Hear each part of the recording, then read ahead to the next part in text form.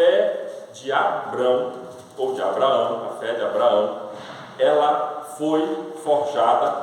é forjada em 10 grandes provações. Ao longo de sua jornada, Abraão passa por 10 grandes provações, nas quais a fé dele é forjada. Das 10 provações, 2 delas estão intimamente ligadas com o seu filho Isaque. Então, neste Dia dos Pais, é de uma delas que nós vamos estar pincelando algumas lições, alguns aprendizados a respeito dessa relação tão importante para o tecido social e para as nossas famílias. Então, Gênesis 22. Só para introduzir, Gênesis 22, para quando os judeus segmentam as Escrituras, e Abraão o era, faz parte daquilo que a gente chama de Parashá Vayera, ou seja, ele apareceu. Esse bloco é um bloco especial para os judeus, é um bloco que faz parte do capítulo 18, 19, 20, 21 e 22, que é quando Deus já aparece a Abraão como amigo. É importante a gente conhecer o contexto, quando a gente chega em Gênesis 22, para não cair de paraquedas e às vezes perder grandes lições. Então esse bloco faz parte daquele bloco em que Deus já trata Abraão como amigo. Tiago 2,23 vai dizer assim: e cumpriu-se a Escritura que diz, e creu Abraão em Deus, e foi-lhe isso imputado como justiça, e foi chamado o amigo de Deus. Em 2 Crônicas, capítulo 20,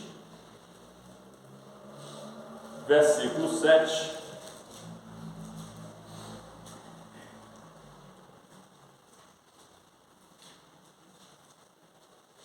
diz assim: porventura, ó nosso Deus, isso aí é uma famosa oração de Josafá, onde ele introduz o argumento assim: porventura, ó nosso Deus, não lançaste fora os moradores desta terra de diante do teu povo Israel, e não a deste para sempre à descendência de Abraão, teu amigo?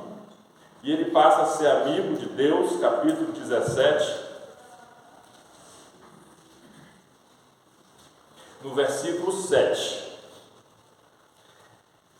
diz assim: e estabelecerei a minha aliança entre mim e ti, e a tua descendência depois de ti, em suas gerações, por aliança perpétua, para te ser a ti por Deus, e a tua descendência depois de ti. Nesse momento aqui, que é o momento da circuncisão, é quando Deus se aliança, quando a aliança ganha materialidade, ela ganha um símbolo a partir de um rito e que eterniza e distingue o povo de judeu como um povo de Deus. E Abraão, já quando ele foi se circuncidar, ele tinha, acho que 80, se eu não estou enganado, 80, quando ele circuncidou, deixa eu ver, quando ele circuncidou, ele já era bem velhinho, 99 anos. E ele creu em Deus, porque a circuncisão era um sinal de que Deus iria se aliançar com ele por um filho que ele ainda não tinha. E Sara já tinha ido embora, a Bíblia diz que já tinha ido embora o costume das mulheres. Então ela já tinha enfrentado a menopausa, ela já estava com o ventre fechado a essa altura, e mesmo assim Abraão topou se aliançar com Deus em uma aliança de carne, e uma aliança dolorosa, mas que traria um fruto eterno, perpétuo. Nessas alturas aqui, essa já era mais ou menos a oitava provação de Abraão. Essa era a oitava da circuncisão. Então, Talvez alguns de nós pudessem assim, mas se já é 8 e 8 é o número dos novos começos, né? Então alguém poderia pensar assim, algum de nós poderia pensar que se já passada tantas provações, essa sendo a oitava, né? Quando talvez um de nós pudesse pensar que não haveria mais provações, pois essa já era a oitava passada de provações. Mas a partir desse momento, Deus começa a se relacionar com Abraão como um amigo, né?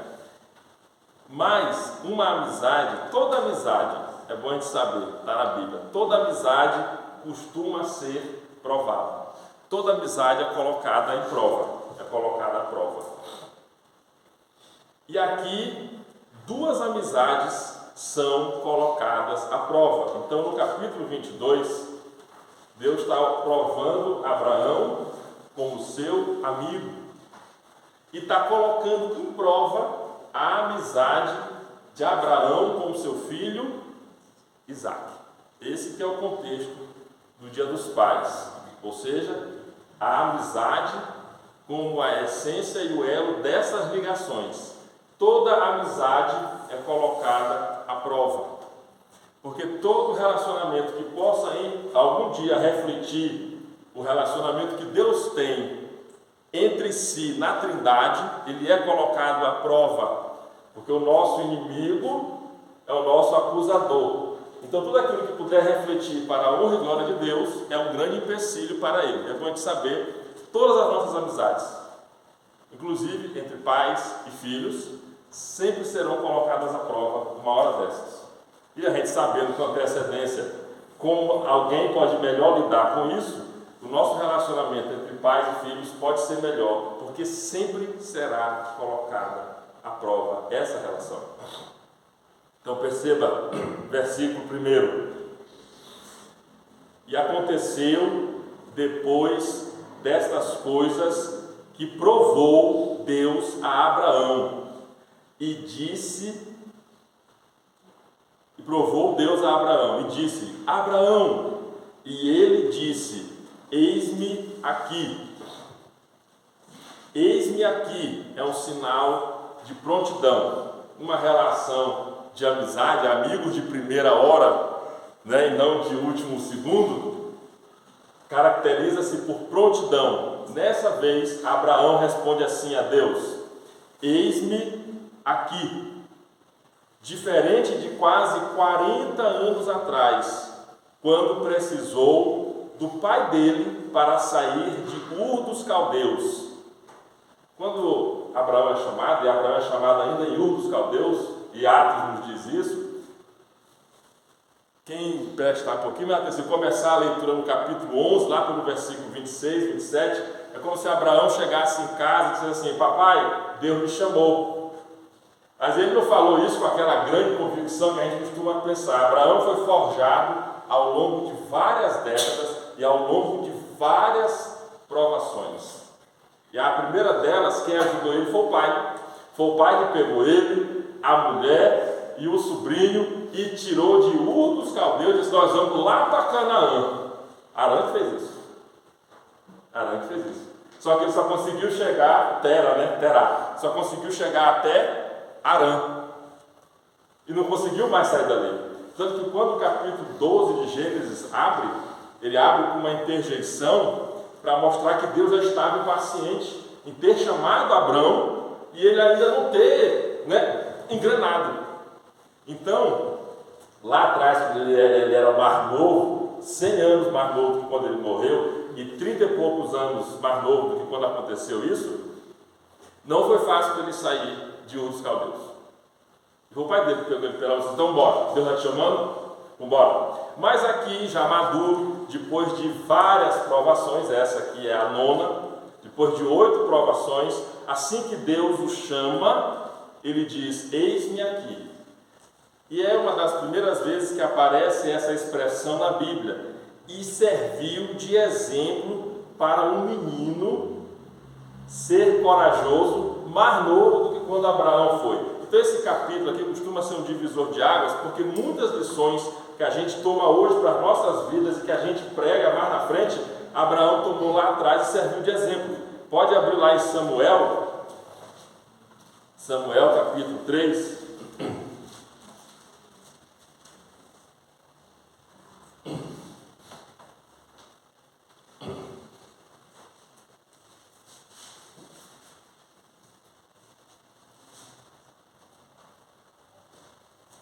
E diz assim: versículo 7: porém, Samuel ainda não conhecia ao Senhor, e ainda não lhe tinha sido manifestada a palavra do Senhor. O Senhor, pois, tornou a chamar a Samuel terceira vez, e ele se levantou e foi a Eli, e disse: eis-me aqui, porque tu me chamaste. Então entendeu Eli que o Senhor chamava o jovem. Por isso Eli disse a Samuel: vai deitar-te, e há de ser que, se te chamar, dirás: fala, Jeová, porque o teu servo ouve. Então Samuel foi e se deitou no seu lugar. Então veio o Senhor e pôs-se ali, e chamou como das outras vezes: Samuel, Samuel, e disse Samuel: fala, porque o teu servo ouve. A primeira vez que isso aparece na Bíblia é quando Abraão diz assim: eis-me aqui. E essa foi uma lição que mais na frente o jovem Samuel aprendeu. Então, amados, uma das lições que a gente aprende nesse texto é que prontidão é uma coisa que pai ensina para filho. É uma lição que a gente precisa ensinar para os nossos filhos, é prontidão. Fala, porque o teu servo ouve. Esse vai ser um diferencial muito grande na vida dos nossos filhos. Versículos 2. E disse o Senhor a Abrão: toma agora o teu filho, o teu único filho, Isaque, a quem amas, e vai-te à terra de Moriá, e oferece-o ali em holocausto, sobre uma das montanhas que eu te direi. Vou ler mais um pouco de versículo, depois eu volto. Então se levantou Abraão pela manhã de madrugada, e albardou o seu jumento, e tomou consigo 2 dos seus moços, e Isaque seu filho, e cortou lenha para o holocausto, e levantou-se, e foi ao lugar que Deus lhe dissera. Ao terceiro dia, levantou Abraão os seus olhos e viu o lugar de longe.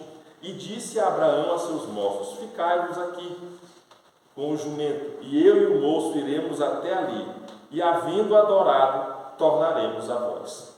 E tomou Abraão a lenha do holocausto e pô-la sobre Isaque, seu filho.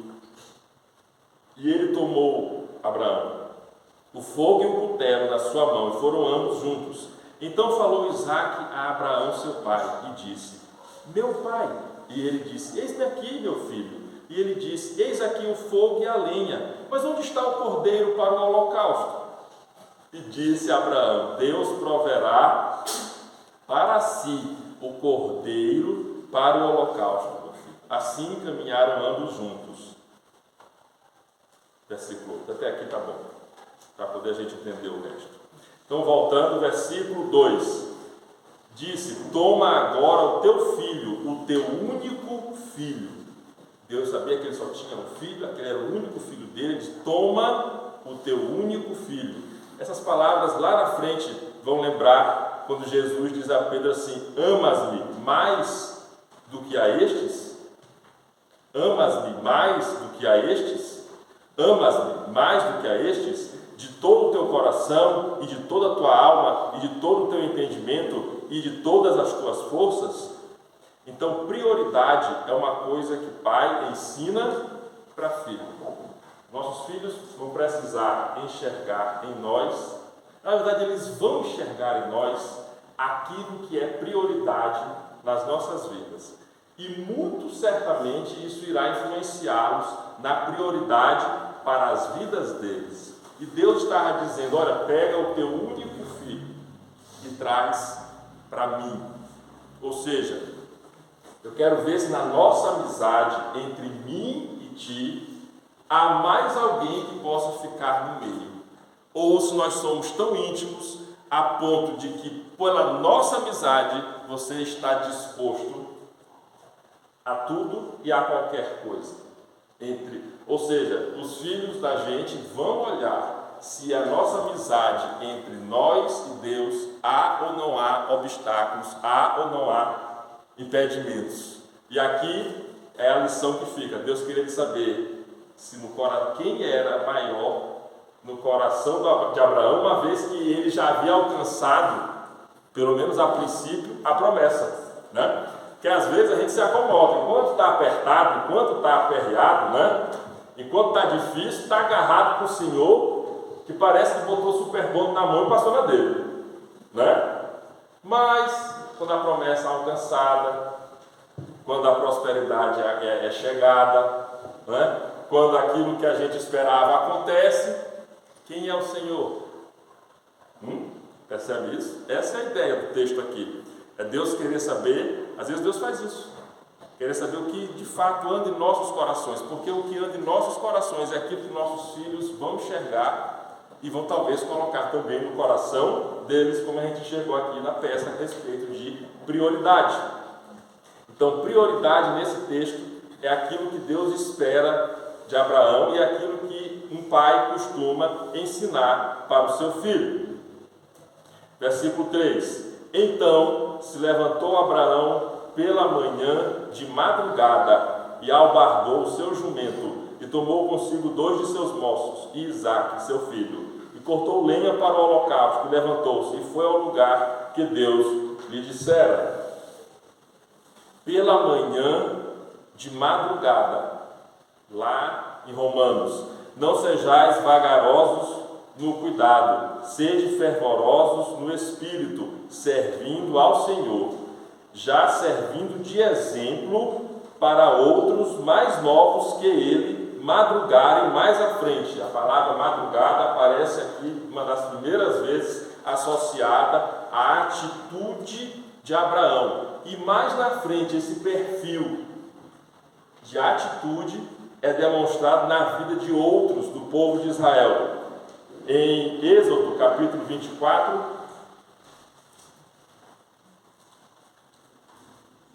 Êxodo 24, versículo 4 e 5, diz assim: Moisés escreveu todas as palavras do Senhor e levantou-se pela manhã de madrugada e edificou um altar ao pé do monte e 12 monumentos segundo as 12 tribos de Israel, e enviou alguns jovens dos filhos de Israel, os quais ofereceram holocaustos e sacrificaram ao Senhor sacrifícios pacíficos de bezerros. 34:4 do mesmo livro, mais um exemplo vindo de Moisés. Então, onde foi que Moisés pegou esse exemplo? 34:4. Então Moisés lavrou 2 tábuas de pedra, como as primeiras, e levantando-se pela manhã de madrugada, subiu ao monte Sinai, como o Senhor lhe tinha ordenado, e levou as 2 tábuas de pedra nas suas mãos. Josué 3:1.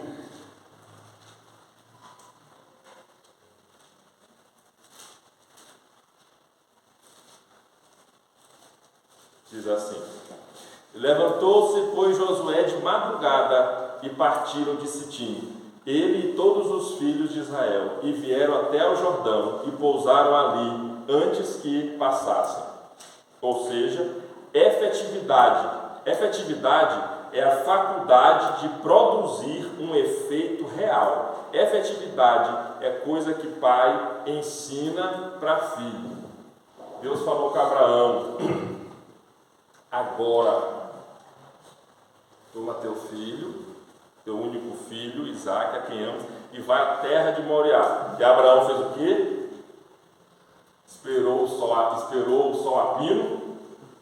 Não, vamos tomar café, não é isso? Senta aqui, vamos falar depois do almoço. O sol está quente. Vamos esperar esfriar um pouco. Hoje está, imagina aquele dia. Está quente, vamos com calma. Não.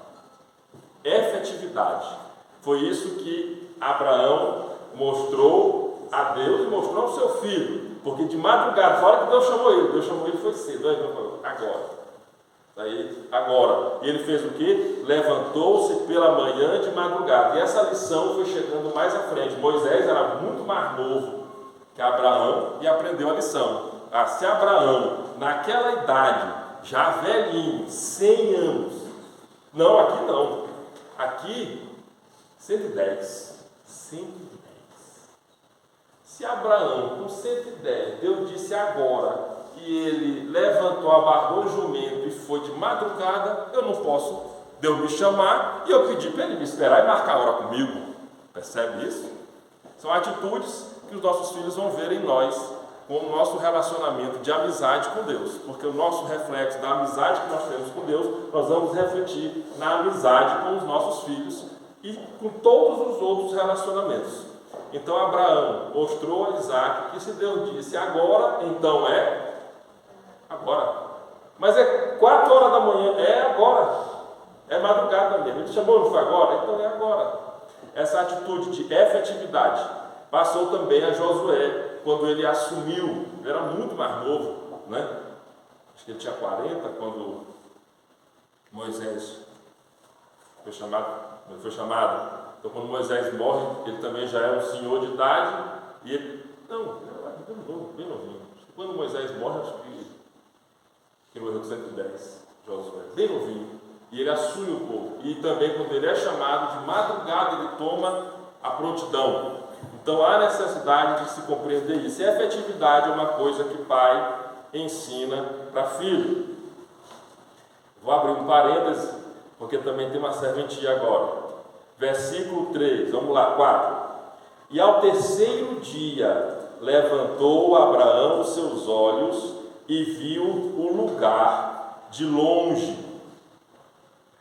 Ao terceiro dia, para quem é cristão, né, para quem é do Novo Testamento, é uma expressão que nos é muito preciosa, né? Ao terceiro dia, coisa muito poderosa aconteceu no Novo Testamento. Essa é a primeira vez que essa expressão, ao terceiro dia, aparece nas Escrituras Sagradas e para nos marcar para sempre.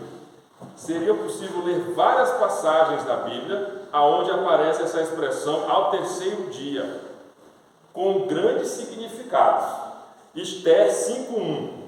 Sucedeu, pois, que ao terceiro dia Esther se vestiu com trajes reais e se pôs no pátio interior da casa do rei, defronte do aposento do rei. E o rei estava sentado sobre o seu trono real, na casa real, defronte da porta do aposento. Ao terceiro dia. Oséias 6:2.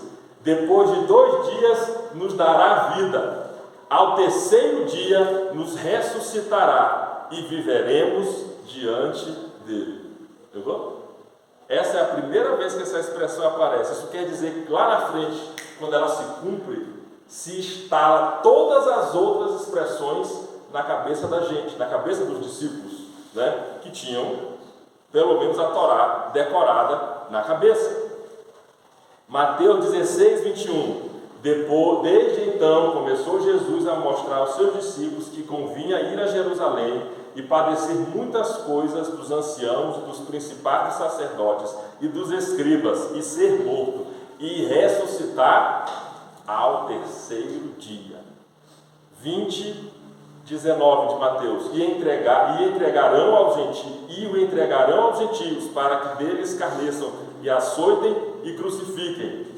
E ao terceiro dia ressuscitará. Marcos 9:31. Porque ensinava os seus discípulos e lhes dizia: o Filho do Homem será entregue nas mãos dos homens, e matá-lo-ão, e morto ele ressuscitará ao terceiro dia. E a expressão mais famosa, que é a síntese do Evangelho, 1 aos Coríntios, capítulo 15, diz assim: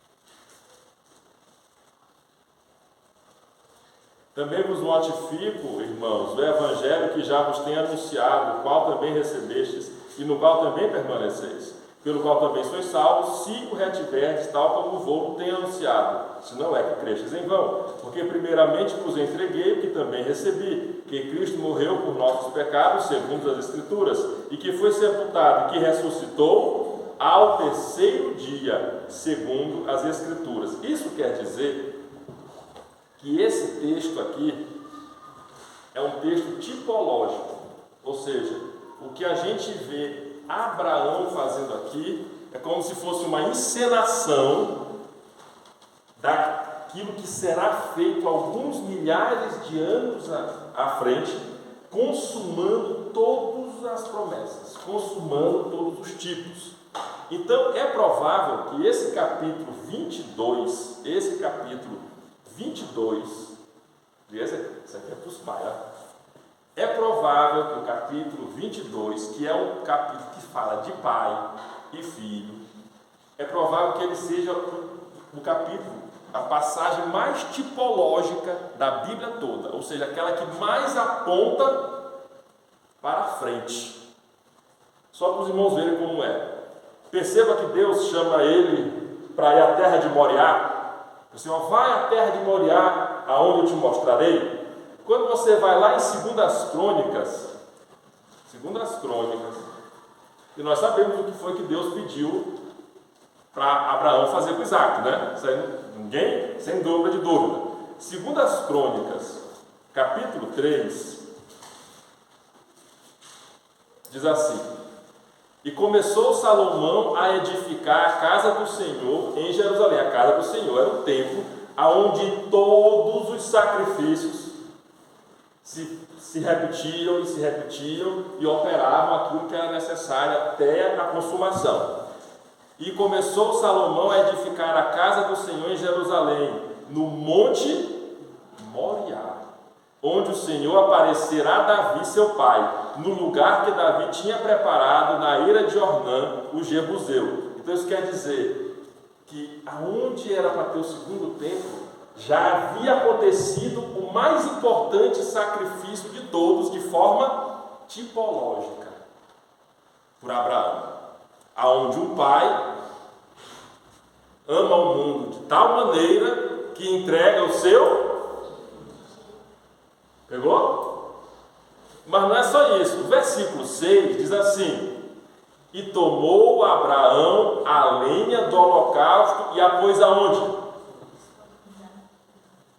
Sobre Isaque, seu filho. Quem tiver uma Bíblia de referência cruzada, vai olhar do lado do versículo 6, João 19, 17. O pai põe um madeiro às costas do filho e o filho o leva em silêncio. João 19, 17.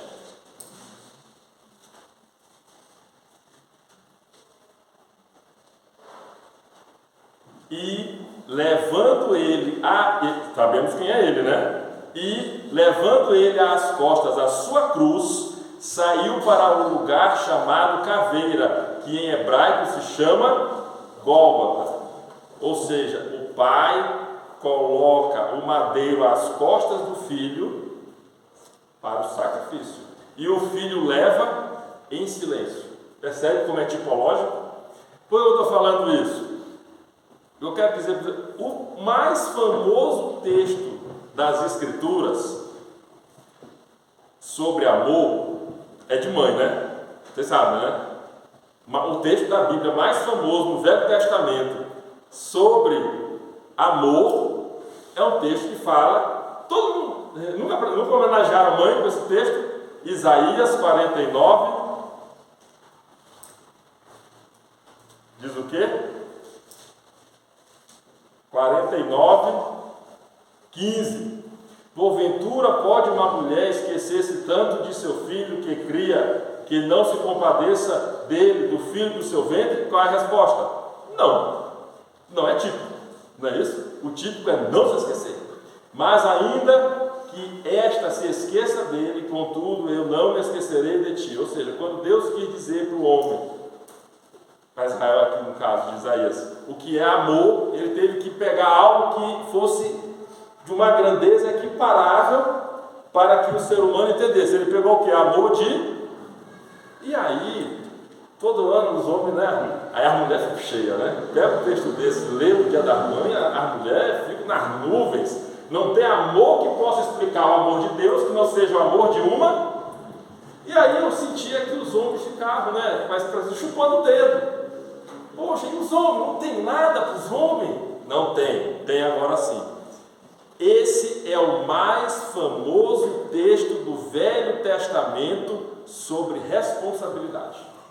Então, quando Deus quer ensinar de amor, Ele usa quem? A mãe.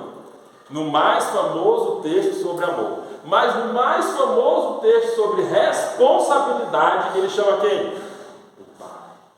Agora não estamos mais sozinhos, né? Com a moral. Então, quando Deus quer ensinar, quis ensinar o que é responsabilidade, o que é o pai ensinar para o filho a cumprir o que precisa ser cumprido, Ele usou o maior símbolo de todos, da responsabilidade, que é a relação entre um pai e um filho, que é Gênesis 22. Volta. Versículo 5. E disse Abraão a seus moços: ficai-vos aqui com o jumento, e eu e o moço iremos até ali, e havendo adorado, tornaremos a vós. Se quiser passar com grafite, e havendo adorado, tornaremos a vós. É aqui que Abraão entra para a galeria dos heróis da fé. É aqui que a gente sabe que a fé é o firme fundamento das coisas que se esperam e a prova das coisas que se não veem. É aqui. É aqui que Abraão faz toda a peripécia da virada e mostra o que é fé para cada um de nós. Quem disse isso? Paulo, apóstolo. Hebreus capítulo 11. Hebreus 11.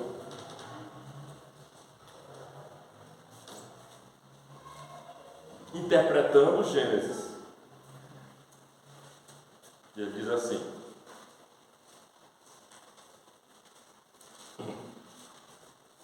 Hebreus 11, 17. Pela fé, isso aqui é a galeria dos heróis da fé. É Gênesis 11, é aquela grande nuvem de testemunha que nos rodeia, né? Pela fé ofereceu Abraão a Isaque quando foi provado. Sim, aquele que recebera as promessas ofereceu o seu unigênito, sendo-lhe dito: em Isaque será chamada a tua descendência. Considerou que Deus era poderoso para até dentre os mortos o ressuscitar, e daí também em figura ele o recobrou. Na galeria dos heróis da fé, nós temos 4 cenas sobre Abraão. Tem um jogo de numérico aí, 3 e 4. 3 personagens do velho pré-diluvianos e depois 4 cenas de um personagem pós-diluviano destacado. Esse é Abraão. Então, 4 cenas da vida de Abraão nos são apresentadas na galeria da fé para que a gente pudesse compreender que ele é o pai da fé. E o ápice delas, a maior delas, é essa que aparece aqui em Gênesis 22. Porque antes de qualquer outra coisa, Deus disse: Abraão sabia o que Deus tinha pedido. Não sabia? Sabia. Sabia. E ele disse, ele pediu a única coisa que eu tinha, que era meu filho. E ele pediu o quê? Em sacrifício, em holocausto. Holocausto é o todo. Ele queria o filho de Abraão todo em holocausto, que ele fosse consumido. Por isso que Jesus lá está consumado. E ele vai, e ele leva 2 moços consigo. Já era um senhor de idade, né? 110 anos, já era de idade. Ele ainda viveu muito, mas tinha 110 já naquela época. Então ele leva o filho. E quando ele chega ao terceiro dia que ele avista aonde ele tem que chegar, ele diz assim: olha, ficai-vos aqui com o jumento, e eu e o moço iremos até ali. E havendo adorado, tornaremos a vós. Ele tinha plena certeza. Esse é um elevado grau de maturidade cristã com relação à fé. Ele tinha plena certeza, foi a interpretação de Paulo. Dessa frase bem aqui, Paulo é assim, ele tinha plena certeza que se ele tivesse que chegar até o fim, Deus iria trazer Isaac ressuscitado dentre os mortos. Ele tinha plena certeza. E ele passou isso para o filho dele. Fé é coisa que pai ensina para filho. Filho aprende fé com pai. Amor com mãe. Misericórdia também com mãe. Mas com pai ele aprende fé. Aqui é fé. Isaac aprendeu. Tanto é que Isaac é homem de oração.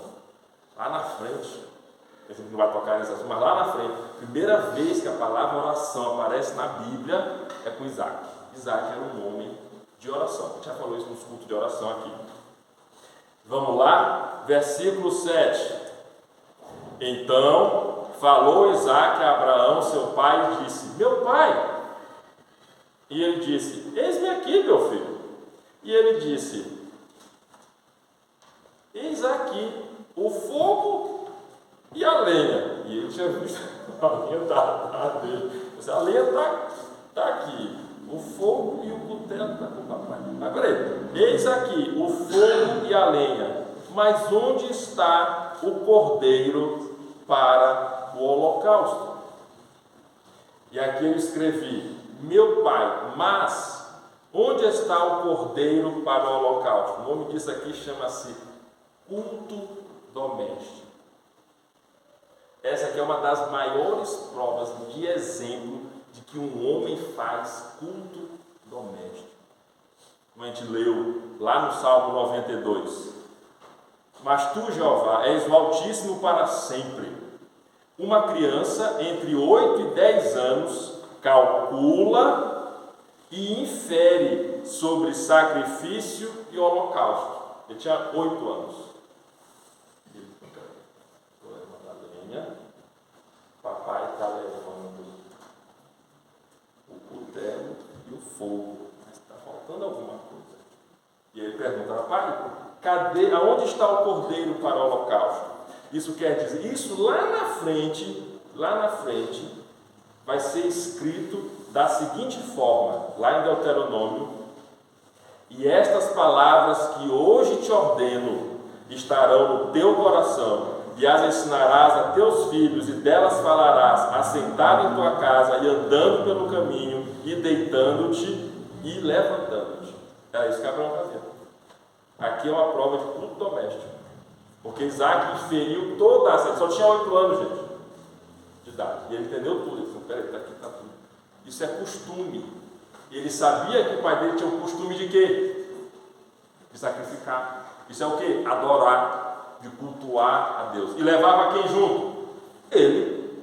Não era? Para ele saber que o que estava faltando e o que tinha e o que estava presente, é porque ele acompanhava o pai dele no culto, na adoração. Então, essa é um exemplo de culto doméstico, que refletiu lá na frente. Ele fez a conta e percebeu exatamente o que estava faltando. E isso era porque ele era treinado no culto doméstico. O culto doméstico é coisa que pai ensina para filho. E encerrando, versículo 8: e disse a Abraão: Deus proverá para si o cordeiro para o holocausto, meu filho. Assim caminharam ambos juntos.